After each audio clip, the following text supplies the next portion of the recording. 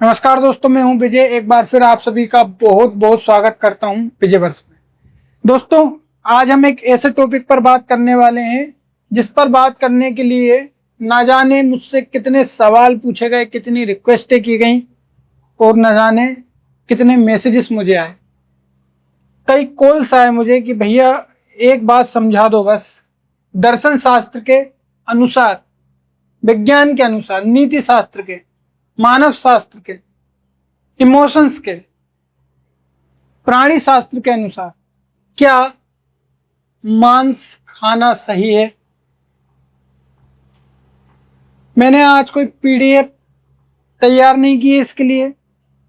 आज मैं आपको सिर्फ ये समझाने वाला हूं लगभग आधे घंटे की क्लास में कि मांस खाना सही है या नहीं है। मैं आपको कन्विंस नहीं कर रहा हूं कि आप खाओ या मत खाओ। मैं आपको ये फ्री विल दे रहा हूं और ये समझा रहा हूं, ये तर्क सिखा रहा हूं कि मांस खाना सही है या नहीं है। इसका फैसला आप खुद कैसे करें। भाई, मैं आपको सारे तर्क बता दूंगा। मैं आपको वो सभी कारण समझा दूंगा जो ये समझाते होंगे कि मांस खाना सही है या नहीं है। इसका फैसला आप फिर बाद में खुद करना। मैं आपको यहाँ पर कन्विंस करने नहीं आया हूँ, मैं आपको फैसला सुनाने नहीं आया हूँ, मैं सिर्फ आपको समझाने आया हूँ। ठीक है, इसके बाद फैसला आपको लेना है। यहाँ पर जितनी भी बात की जाएगी आज, वो दर्शन शास्त्र यानी फिलोसॉफी के अनुसार की जाएगी। किसके अनुसार की जाएगी? फिलोसॉफी। फिलोसॉफी के अनुसार मैं आपको समझाऊंगा कि मांस खाना चाहिए या नहीं खाना चाहिए। सिर्फ आपको तर्क समझाऊंगा, कारण समझाऊंगा, बाकी फैसला आपको करना है। मैं आपको कन्विंस करने या फैसला सुनाने नहीं आया हूं। ठीक, बड़ा मजा आएगा आज के इस टॉपिक को समझने में, इसलिए वीडियो को पूरा देखना। यहां हम केवल दर्शन की बात करेंगे। एक क्लास और आएगी जिसमें हम विज्ञान, नीति शास्त्र मतलब एथिक्स, जिसकी आज पूरे भारत को नहीं बल्कि पूरे दुनिया को बहुत ज्यादा जरूरत है। और जब भी नीति शास्त्र की बात आती है तो मैं आपको सजेस्ट करूंगा कि आप 2 सीरियल देख कर आए। अगर आप नीति शास्त्र समझना चाहते हैं या पढ़ना चाहते हैं तो 2 सीरियल देखें। नंबर 1 महाभारत और नंबर 2 रामायण। नई वाली नहीं, पुरानी वाली। महाभारत बी.आर. चोपड़ा वाली और रामायण रामानंद सागर जी वाले। ठीक है, आजकल की वाली जो रामायण और महाभारत उनकी बात नहीं कर रहा हूं। तो यहां पर मैं आपको भारी भरकम शब्द नहीं समझाऊंगा कि साइकोलॉजी ये कहती है, एथिक्स का ये वाला कंसेप्ट ये कहता है, मॉडर्न एथिक्स और जो नॉर्मल एथिक्स है वो क्या कहता है। नहीं, मैं आपको सारी चीजें बिल्कुल आम भाषा में, सिंपल लैंग्वेज में समझाने वाला। ठीक है, और मैं आपको फिर कह रहा हूं कि मैं आपको कन्विंस करने नहीं आया हूं, मैं सिर्फ आपको समझाने आया हूं। तो बिना बकवास किए शुरू करें कि थोड़ी और बकवास करूं? चलो समझते हैं। एक बार फिर से मैं हेडिंग डाल लेता हूं, मांस खाना सही है या गलत है। ठीक है, ये हेडिंग है। अब आपको यहां लगभग 40 से 45 मिनट क्लास को देखना है, समझना है। मैं आपको एक शब्द में उत्तर दे देता हूं इस सवाल का। किसी भी तर्क के अनुसार, किसी भी कारण के हिसाब से, किसी भी विज्ञान के या किसी भी दर्शन या किसी भी धर्म के हिसाब से अगर आप ये तर्क देते हैं कि मांस खाना सही है तो मेरी नजर में वो बिल्कुल गलत है। किसी भी तर्क से, किसी भी कारण से मांस खाने को सही माना ही नहीं जा सकता। ये एक शब्द में उत्तर है। मेरे क्या विचार हैं आपसे मैं आज ये साझा करने वाला हूं। दर्शन क्या कहता है मैं आपसे ये साझा करने वाला हूं, ये आपसे शेयर करने वाला हूं। विज्ञान, नीति शास्त्र, इनका क्या कहना है उसके लिए एक अलग क्लास बनाऊंगा। जैसे मैं आपको एक फैक्ट की बात बताता हूं।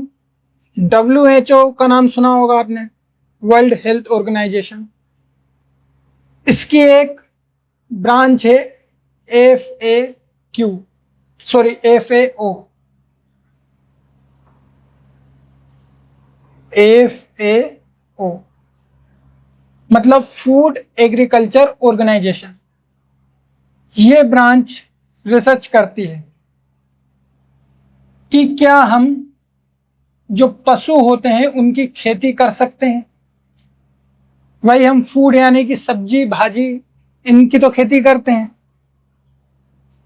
लेकिन क्या जो पशु होते हैं उनकी खेती की जा सकती है? तो WHO का कहना है कि बिल्कुल नहीं, पशुओं की खेती करना पर्यावरण के लिए बहुत विनाशकारी, बहुत नुकसानदायक साबित हो सकता है।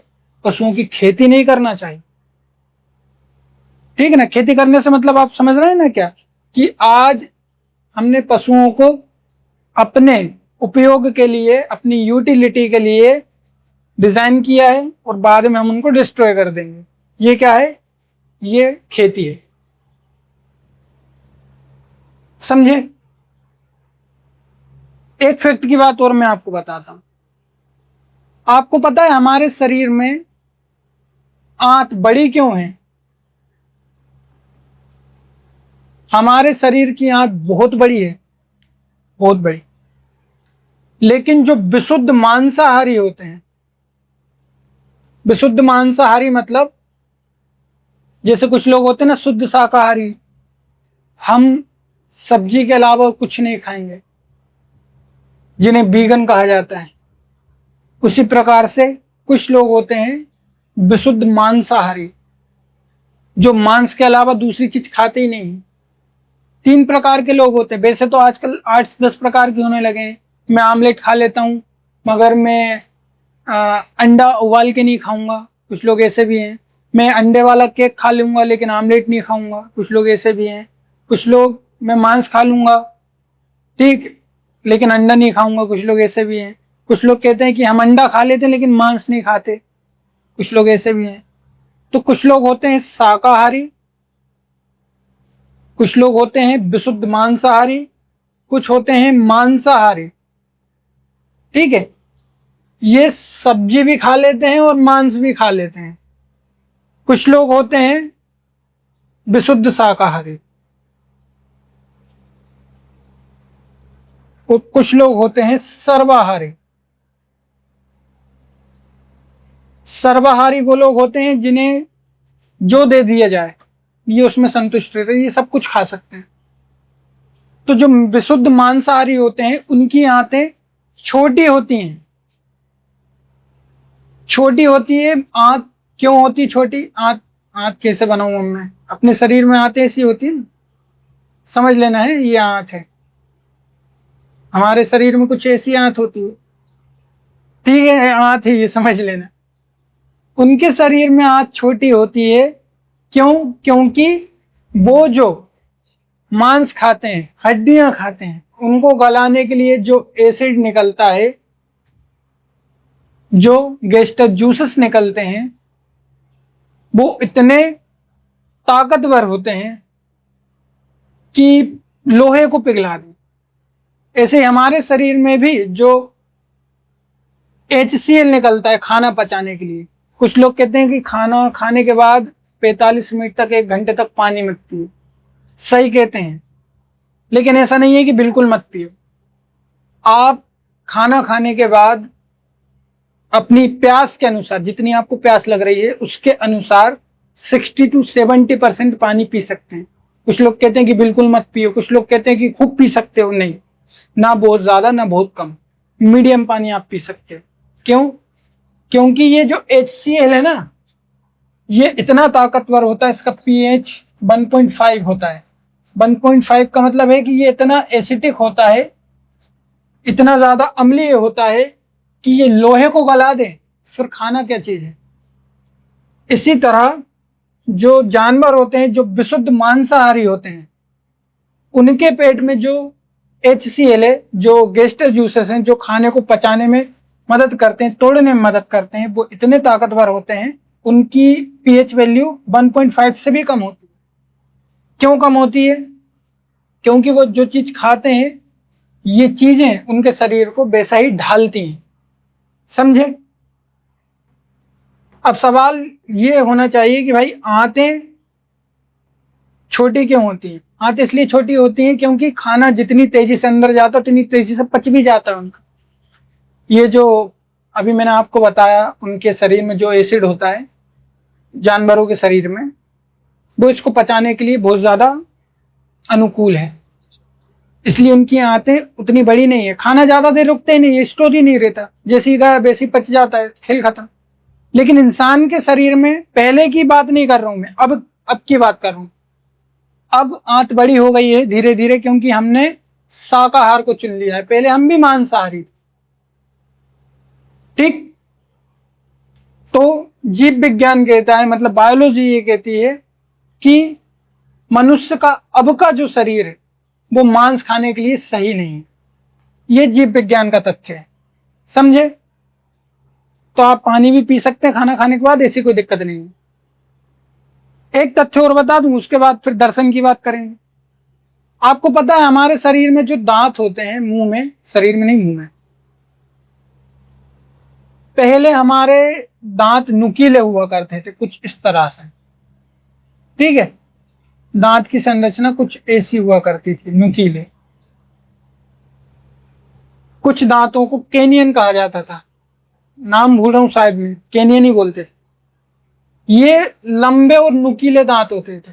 क्यों होते थे?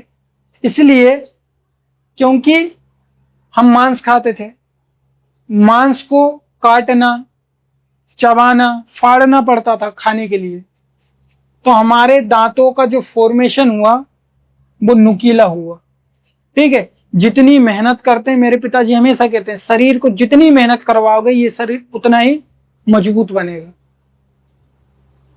ठीक? तो दांतों को जितनी मेहनत करवाते थे दांत उतने ही कठोर बनते थे। अभी हमने एक पॉडकास्ट भी किया है डेंटल हेल्थ पर, डॉक्टर शिवम गौर के साथ। चाहे तो आप जाकर उस पॉडकास्ट को देख सकते हैं, लिंक में डिस्क्रिप्शन में दे दूंगा, और आप प्लेलिस्ट में जाकर भी देख सकते हैं। पूरी एक नई प्लेलिस्ट बनाई हमने डेंटल हेल्थ के लिए। लेकिन अब जो हमारे दांत हैं वो ऐसे नहीं है, वो छोटे छोटे हैं, नॉर्मल दांत। तो जीव विज्ञान और जो ओरल हेल्थ से जुड़े डॉक्टर हैं, एक्सपर्ट हैं, प्रोफेशनल्स हैं, वो ये कहते हैं कि हमारे दांत भी अब मांसाहार करने के लिए ठीक नहीं है पहले के मुकाबले। समझ गए? चलो ये हो गई बातें, अब करते हैं दर्शन की बात। देखो, अभी मैंने आपसे क्या कहा था कि दुनिया में एक भी ऐसा तर्क नहीं है जो ये सिद्ध कर दे कि मांस खाना सही है या गलत है। मैं धर्मों की तरह बकवास बात नहीं करूंगा कि पाप लगता है इसलिए मांस मत खाओ।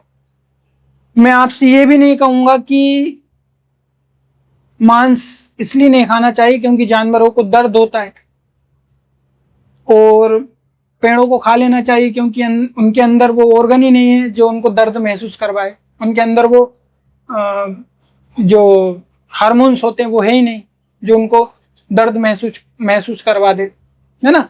ऐसी कोई उनके अंदर ग्रंथियां नहीं है। तो ये बकवास बातें, ऐसी बातें तो मैं करूंगा ही। ये कहना कि पेड़ों को इसलिए खा लो क्योंकि उन्हें दर्द नहीं होता, उनके अंदर वो ग्रंथियां ही नहीं है, वो ऑर्गन्स ही नहीं है, ये तो उस तरह की बात हुई कि एक अंधे को आप परेशान करो, उसकी चीजें चोरी कर लो, क्यों? क्योंकि उसको दिखाई तो देगा ही नहीं। एक बहरों को आप गालियां देते रहो, क्यों? क्योंकि उसको सुनाई तो देगा ही नहीं।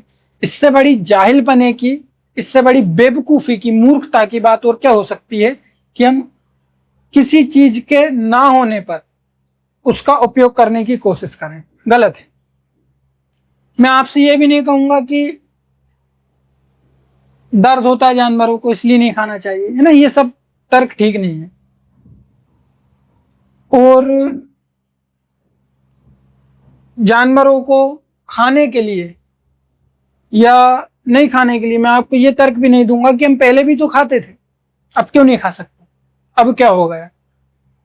मैं आपसे ऐसी बातें भी नहीं करूंगा, ठीक है? मैं आपसे दार्शनिक लेवल पर, एकेडमिक लेवल पर बात करूंगा।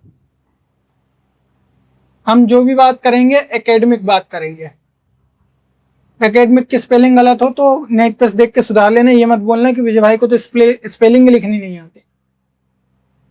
समझो, इस पूरी दुनिया में मांसाहार ना करने के लिए सिर्फ दो ही तर्क हो सकते हैं। एक है जीवन मूल्य, नंबर 1, और नंबर 2 संवेदनशीलता।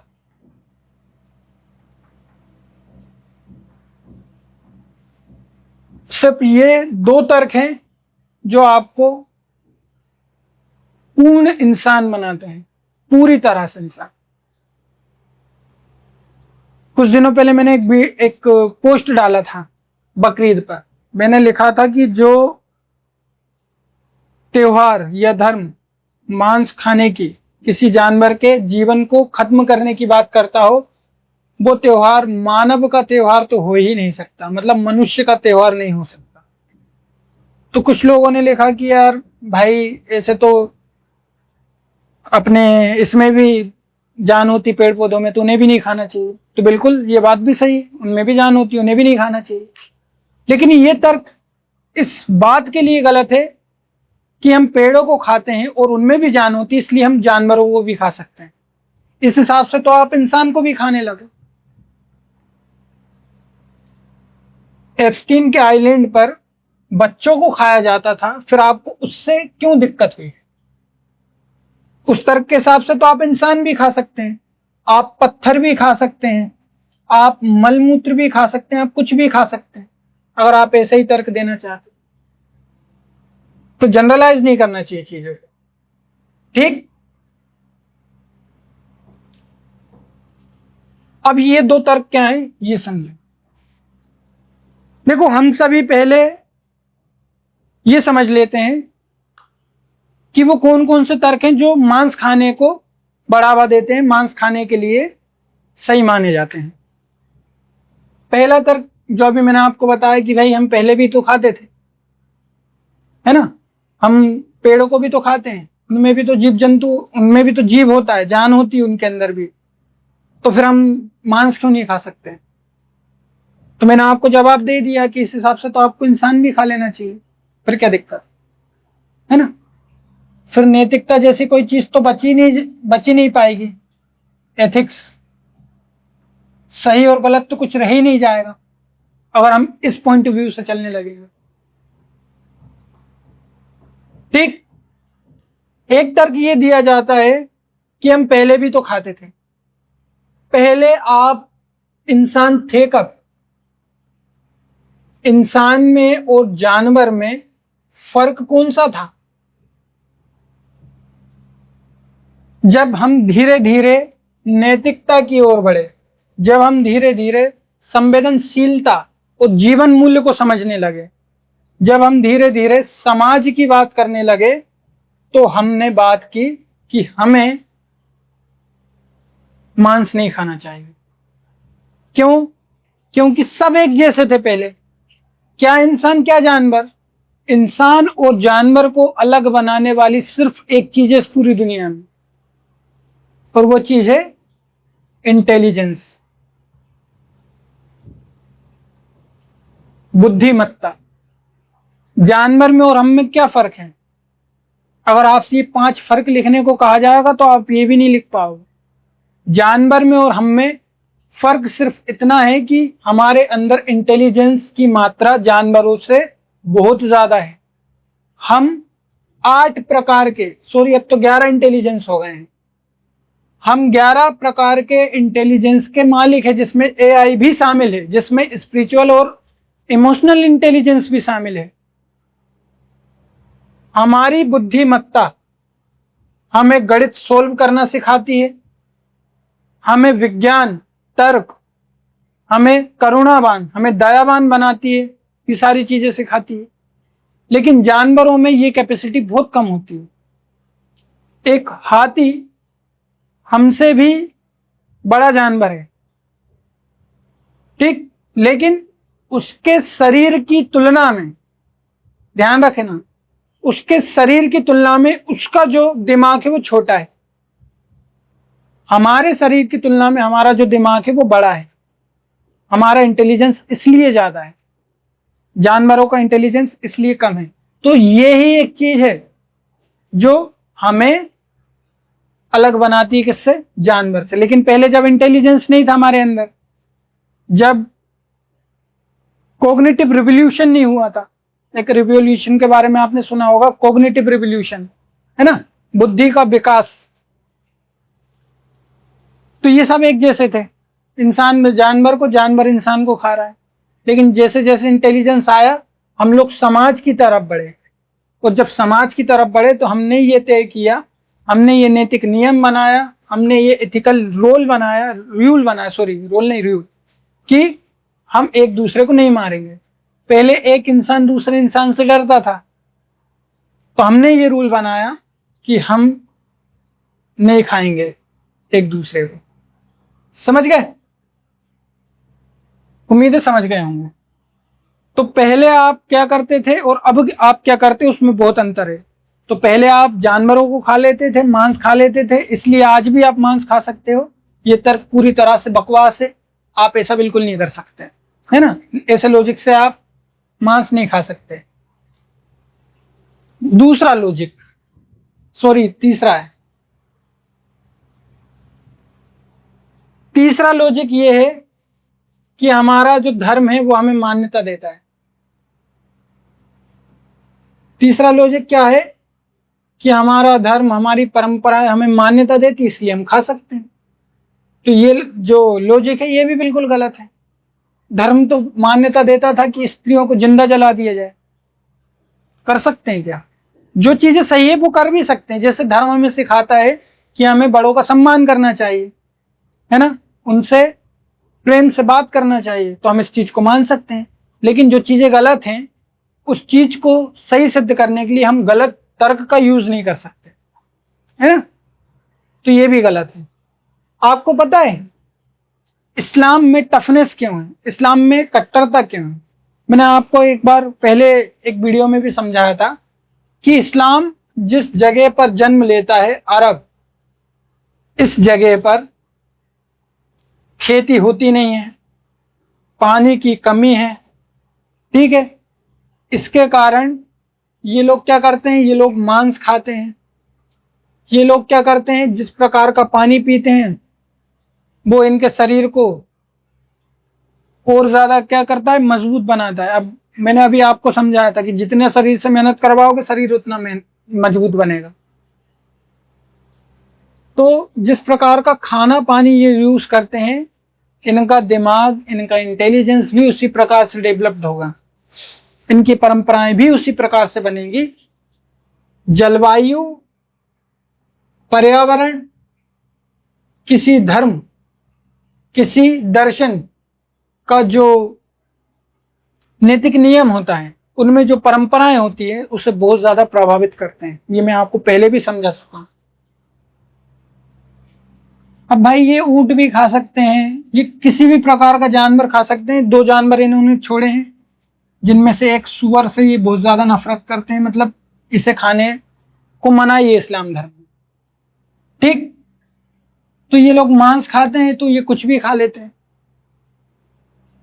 अब आपको पता है कि जब मांस व्यक्ति खाता है तो उसे काटता है, उसे दर्द होता हुआ देखता है, तो वो आंख बंद करके अब वो खाने के लिए क्या करेगा, इस चीज को सहन करेगा, है ना। उसकी सेंसिटिविटी धीरे धीरे क्या होती जाएगी, कम होती जाएगी। और जब सेंसिटिविटी कम होती जाएगी तो धीरे धीरे मनुष्य कैसा होता जाएगा, कट्टर होता जाएगा, मनुष्य टफ होता जाएगा। इसलिए इस्लाम में कट्टरता आपको ज्यादा देखने को मिलती है, टफनेस ज्यादा देखने को मिलती है,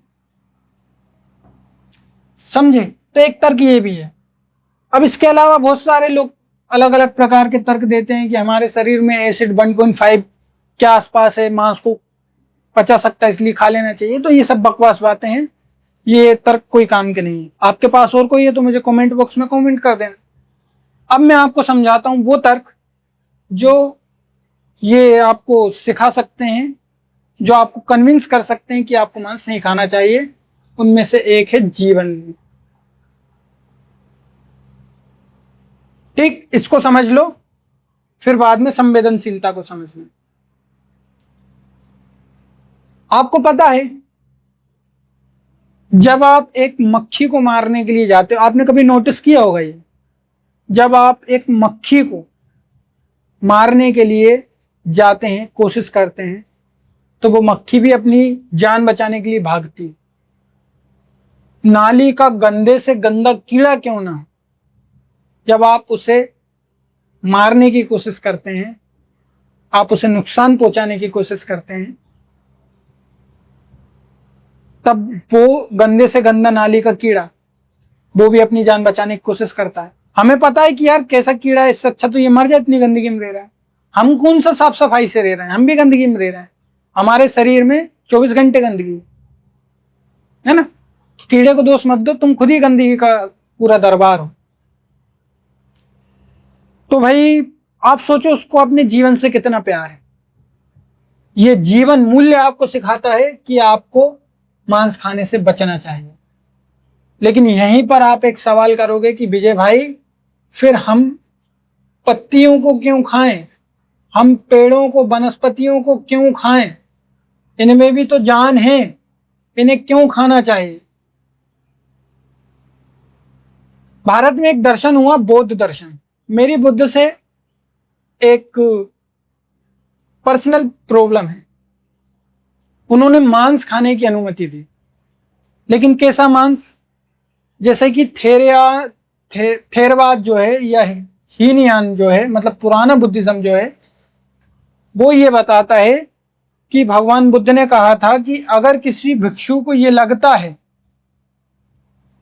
अगर किसी भिक्षु को ये लगता है कि उसे उपहार में जो मांस दिया जा रहा है, ध्यान रखना ये बुद्धिज्म में कहा गया है। कौन से बुद्धिज्म में, थेरवाद में या हीनवाद में, जो पुराना बुद्धिज्म है, उसमें यह कहा गया है कि अगर किसी भिक्षु को यह लगता है, और कौन कह रहा है, गौतम बुद्ध कह रहे हैं, किसी भिक्षु को यह लगता है कि उसे जो उपहार दिया जा रहा है जिसमें मांस शामिल है, उसे मारा नहीं गया है खाने के लिए, उसे भिक्षु के दान में दिए जाने के लिए नहीं मारा गया है, तो उसे दान में लिया जा सकता।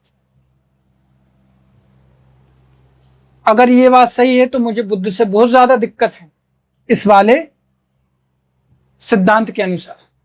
लेकिन महायान जो है वो ये कहता है, महान मतलब नया बुद्धिज्म, कि भगवान बुद्ध ने कहा था कि किसी भी तर्क के अनुसार मांस खाना गलत है।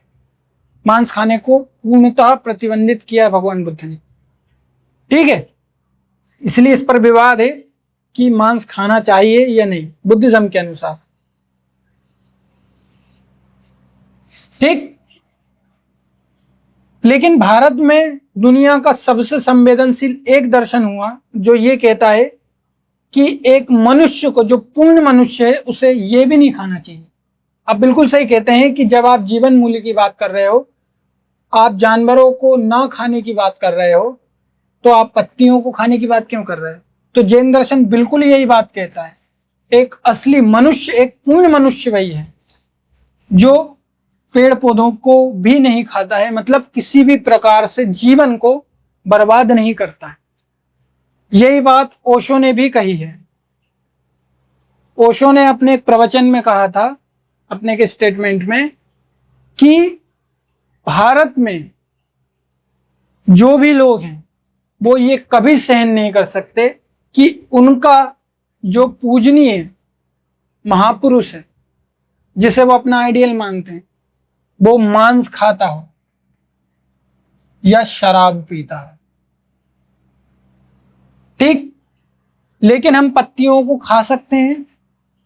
वैसे तो हमें नहीं खाना चाहिए, लेकिन फिर भी हम, भाई जीवित रहने के लिए कुछ तो करना पड़ेगा ना, तो हम पत्तियों को खा सकते हैं, ठीक।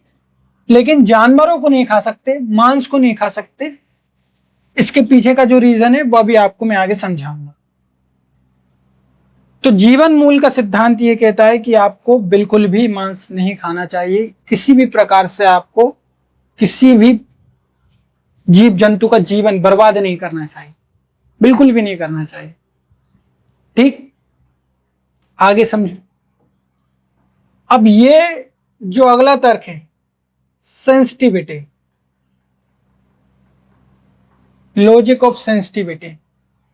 सिर्फ ये एकमात्र तर्क है जो आपको जानवरों को खाने से पूरी तरह से रोक सकता है। ठीक है, जानवर मतलब जिन्हें दर्द होता है। ठीक है, दर्द तो पेड़ पौधों को भी होता होगा, हम महसूस नहीं कर पा रहे तो उसमें हमारी दिक्कत है। लेकिन जो हमें प्रत्यक्ष रूप से दिख रहा है कि बिल्कुल इनको दर्द हो रहा है, उसके बावजूद भी अगर हम इन्हें काट रहे हैं, तो इस प्रकार की चीजों को रोकने वाला जो तर्क है वो सेंसिटिविटी है ना, संवेदनशीलता है। अरे यार, संवेदनशीलता। ठीक, समझो। आपको पता है पेड़ जो होते हैं, वाइट वाला लेते हैं, पेड़ जो होते हैं, अगर हम इनके तासीर की बात करें, तासीर से मतलब इनके एट्रीब्यूट्स की बात करें अगर हम, तो इनके एट्रीब्यूट्स कैसे हैं पेड़ों के? इनके एट्रीब्यूट्स ऐसे हैं कि ये आपकी संवेदनशीलता को कम नहीं करते। संवेदनशीलता क्या है, पहले इसको समझ लो। दुख की परिभाषा क्या है? दुख की परिभाषा है, मैं आपसे ये कभी नहीं कहूंगा कि एक व्यक्ति मर गया तो आप उसके लिए रो, कभी नहीं रोना चाहिए, वो तो जीवन का सत्य, उसके लिए क्या रोना। खैर, लेकिन रोना भी चाहिए भाई, ये एक सामाजिक प्रथा है। लेकिन मैं आपसे ये जरूर कहूंगा कि आपको उस हर वक्त रोना है जब आप किसी पर बेवजह अकारण अत्याचार होते हुए देखते हैं, या आप किसी को बेवजह या अकारण जानबूझ के आप किसी को दुख देते हैं, तो आपको रोना चाहिए। या आपके हाथ से किसी को गलती से भी दुख पहुंच जाए तो आपको रोना चाहिए, आपको पश्चाताप करना चाहिए। ठीक है, क्यों? क्योंकि ये बात है संवेदनशीलता की। भारत का दर्शन संवेदनशील है, भारत का दर्शन रोबोट नहीं है,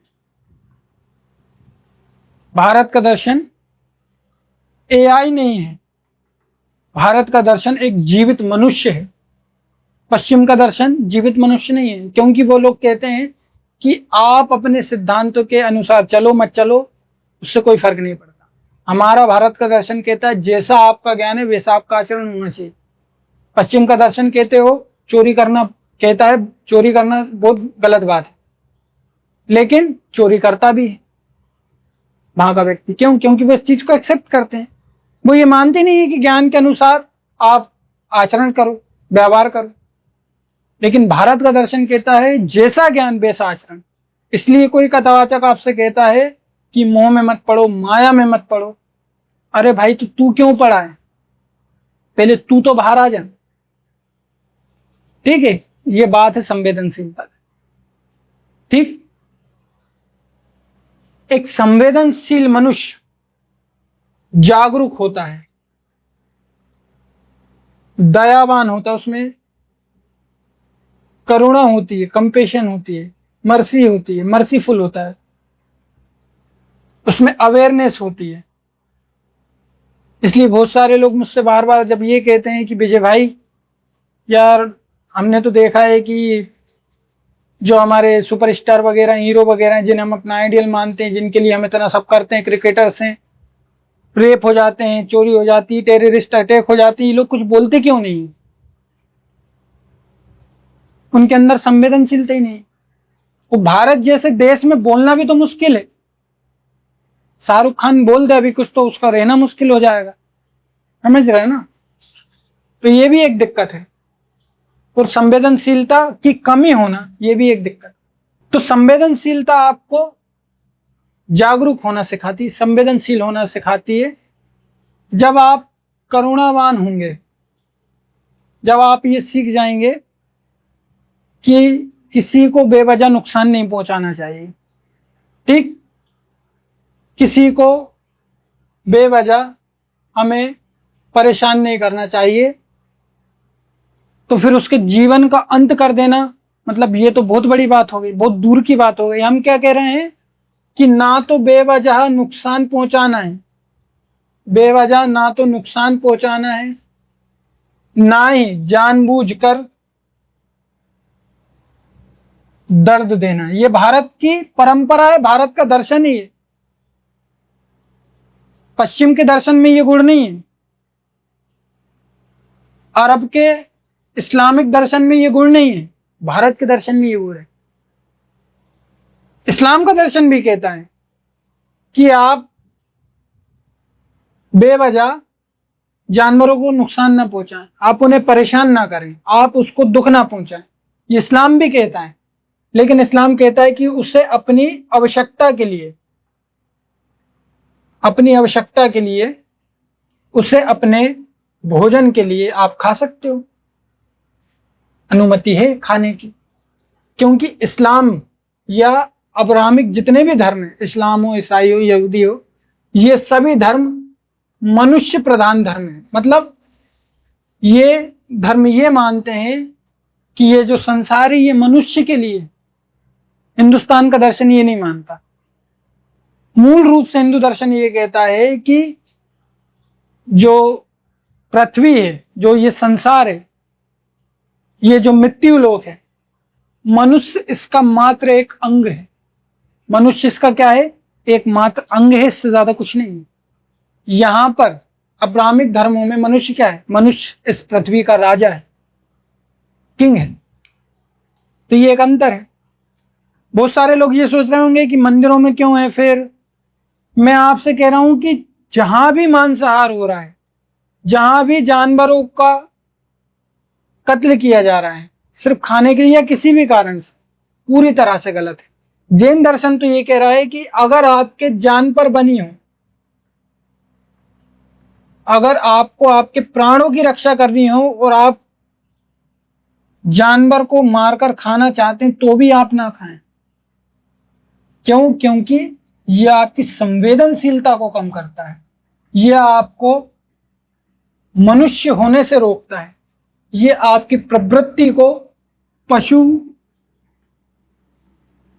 पशुओं की भांति बनाता है, पशुओं की तरह बनाता है। यह आपकी टेंडेंसी को कैसा कर देता है? जानवरों की तरह कर देता है। इसीलिए किसी भी हालत में जानवर को खाना ही नहीं चाहिए। मतलब किसी भी प्रकार के जीवन को नष्ट करना ही नहीं चाहिए। जैन दर्शन ये कहता है। वो तो पेड़ पौधों को खाने का भी मना कर रहा है, लेकिन पेड़ पौधों की तासीर या उनके एट्रीब्यूट्स ऐसे होते हैं कि वो हमारी संवेदनशीलता को कम नहीं करते, वो हमें जानवर नहीं बनाते, वो हमारी करुणा, जागरूकता, ठीक है, और हमारी दया को कम नहीं करते, वो हमें कट्टर नहीं बनाते, समझे? वो हमें असंवेदनशील नहीं बनाते। वो पशुओं के और मनुष्य के बीच का जो एक अंतर है, ये वाला अंतर इसे बनाए रखते हैं। इसलिए पेड़ पौधों को आप खा सकते हो, पेड़ पौधों को खाने से कोई प्रॉब्लम नहीं है। पेड़ पौधों को भी नहीं खाना चाहिए। जीवन तो किसी का नष्ट करना ही नहीं चाहिए, लेकिन पेड़ पौधों को खाना हमारी मजबूरी है। तो हम जानवर को नहीं खा रहे, पेड़ पौधों को खा रहे हैं। क्यों? क्योंकि ये हमें इन चीजों से बचाते हैं। हमारे हिंदू धर्म में तो कहा जाता है कि आप लहसुन और प्याज भी ना खाओ। क्यों? क्योंकि इनकी प्रवृत्ति थोड़ी थोड़ी कैसी होती? मांसाहारी होती है। पनीर भी ना खाओ। क्यों? क्योंकि मनुष्य उसको मांसाहार के तौर पर महसूस करके खाता है। ये हिंदू धर्म कहता है। समझ गए? तो संवेदनशीलता ही एकमात्र ऐसा तर्क है जो ये समझाता है आपको, जो आपको ये सिखाता है, इस बात के लिए कन्विंस करता है कि जानवरों को बिल्कुल ना खाएं। क्यों? क्योंकि जानवरों को खाना मतलब आपकी संवेदनशीलता में कमी होना, आपके ह्यूमैनिटी में कमी होने को दर्शाता है। पेड़ पौधों को खाने से आपकी ह्यूमैनिटी कम नहीं होती। मैं यहां पर आपको कन्विंस नहीं कर रहा हूं, फैसला अभी भी आपको ही करना है। ठीक है। बहुत सारे लोग क्योंकि ये सोच रहे होंगे कि यार पेड़ पौधे पत्ती उनको तो खाने की बोल रहे हैं, लेकिन मांस को खाने का मना कर। स्वाद के लिए मांस को खाना, इसे तो पाप कहा गया है। सिर्फ स्वाद के लिए जीवन नष्ट कर देना एक कॉन्शियस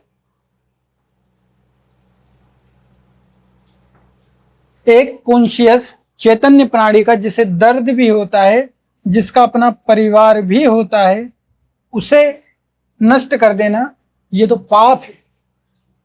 फिर लोग सोच रहे होंगे कि पेड़, इनका भी तो परिवार होता है। तो मैंने आपसे क्या कहा कि हमें तो ये भी नहीं खाना चाहिए, पेड़ भी नहीं खाना चाहिए, मतलब सब्जियां भी नहीं खाना चाहिए, लेकिन हमें जीवित रहने के लिए कुछ तो करना पड़ेगा।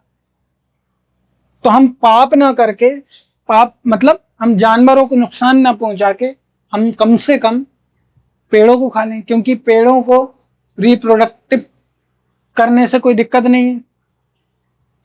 अभी WHO की रिपोर्ट मैंने आपको बताई, पेड़ जितने लगाओ प्रकृति उतनी हरी भरी होती है, पेड़ जितने काटो प्रकृति का उतना नुकसान।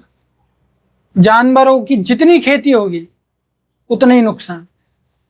जानवरों की और इंसान की संख्या अगर संतुलित रहेगी तो उतना ही उत्थान होगा, उतना ही डेवलपमेंट होगा इस संसार। ठीक, तो पेड़ पौधों को तो बढ़ाना चाहिए, इसलिए नहीं कि इसका यूज करना है, संसार की भलाई के लिए। समझ गए? तो भाई जानवर को खाओगे तो आप जानवर की तरह ही बनोगे। ये इसलिए नहीं कह रहा कि मैं आपको इमोशनली आपको ये बातें समझा रहा हूं, नहीं। जानवर जानवर है, जानवर जानवर को खाता है। बहुत सारे लोग ये भी सोच रहे होंगे कि यार जानवर भी तो जानवर को खाता है। अरे भाई, जानवर के अंदर संवेदनशीलता कम है, जानवर के अंदर इंटेलिजेंस कम है, जानवर के अंदर सामाजिक भावना कम है। ये सारी चीजें जानवर के अंदर नहीं है। तो आप अपने आप को जानवर से कंपेयर करना छोड़ दो कि जानवर भी तो खाते हैं, उनको तो पाप लगते नहीं, हमें क्यों लगता है। अरे भाई, जानवर के और इंसान के बीच में एक अंतर होता है, ये वाला, इसको समझो आप। अगर आप जानवर की तरह बनना चाहते हो तो फिर मनुष्य कहना छोड़ दो अपने आप को पूरी तरह से। सीधा कहो ना कि हम जानवर हैं, क्यों अपने आप को मनुष्य कहना।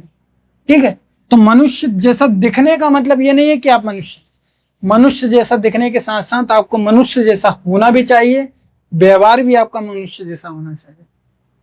तो अब आपके हाथ में ये फैसला कि अब भी आप क्या जानवरों को खाओगे, क्या आप अब भी